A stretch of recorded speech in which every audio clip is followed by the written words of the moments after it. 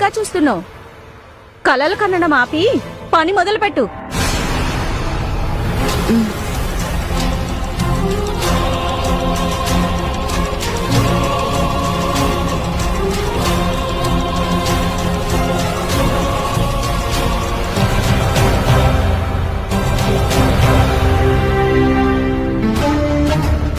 ఏయ్, నా షూ!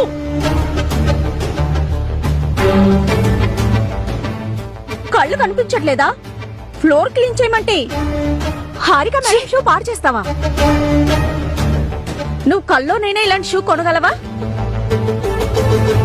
ఇవి కొనాలంటే తన 1 year శాలరీ ఖర్చు పెట్టాలి. ఎందుకులే,